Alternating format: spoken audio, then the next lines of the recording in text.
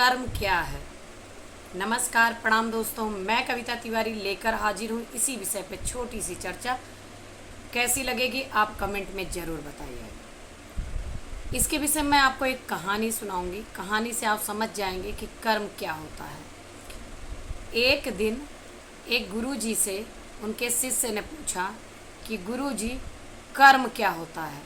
गुरुजी कहे कि सुनो, मैं तुम्हें एक कहानी सुनाता हूँ और उस कहानी से तुम्हें समझ में आ जाएगा कि कर्म क्या है।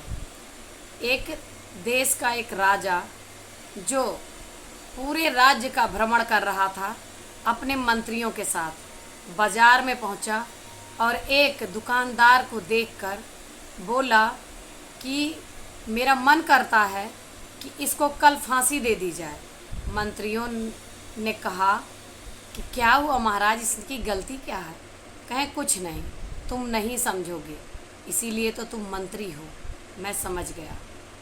अब राजा अपने दरबार में चला आया पूरा भ्रमण करके।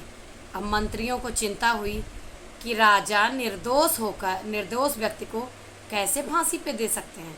वो तो बेचारा अपनी रोजी रोटी करता, अपना कमाता खाता है, दुकान चलाता है, उसका तो कोई दोष नहीं है। तो मंत्रियों ने सलाह की आपस में कि हम चलते हैं, ज़रा जानते हैं उसके बारे में कि वो कैसा इंसान है। कहीं राजा को गुप्तचरों से कुछ खुफिया जानकारी तो नहीं मिली। अब मंत्री लोग आए उस दुकानदार के पास एक सामान्य नागरिक का भेष बनाकर। अब दुकानदार के दुकान पे पहुँचे, जो कि चंदन के लकड़ी की दुकान करता था। तो बड़ा परेशान दिख रहा था दुकान वाला। तो मंत्री बोले कि महाशय, आप इतना परेशान काहे नज़र आ रहे हैं। तो दुकानदार बोला कि क्या बताऊं मैं आपको, मेरा ये बिजनेस चल नहीं रहा है, मेरी लकड़ियां बिक नहीं रही हैं, कोई इनको ख़रीदता नहीं है। लोग आते हैं मेरी दुकान पर और इनकी सुगंध लेते हैं, सूंघ कर चले जाते हैं। लकड़ियां ज्यों की त्यों रखी हैं और मैं रोटी को मोहताज होने लगा हूँ। मेरी कमाई बिल्कुल नहीं है।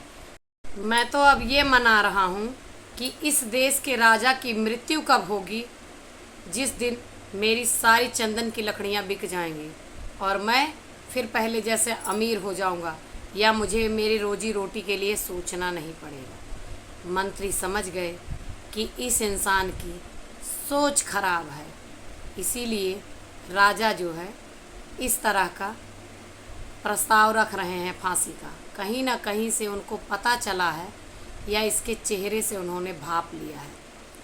तो मंत्री कहे कि देखो, मैं तुम्हारी कुछ लकड़ियां खरीदना चाहता हूँ।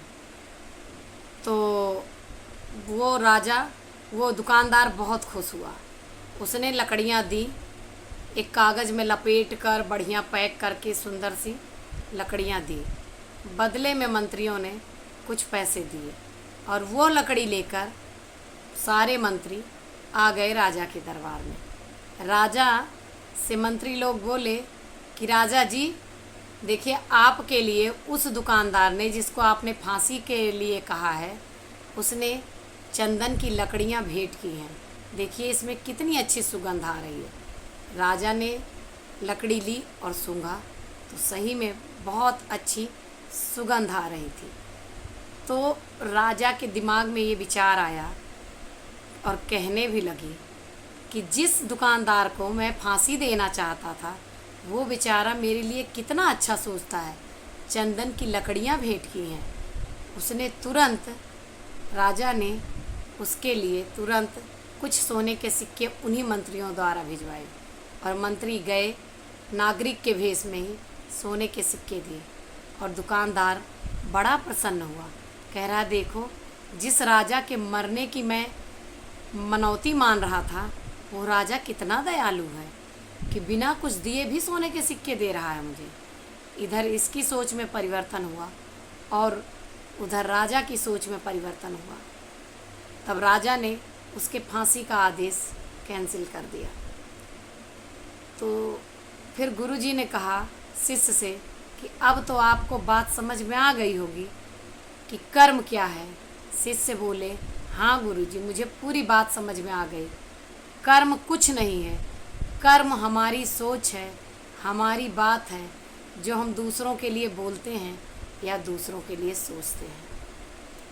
कैसी लगी कहानी, कैसा लगा वीडियो, कमेंट में ज़रूर बताइएगा। धन्यवाद।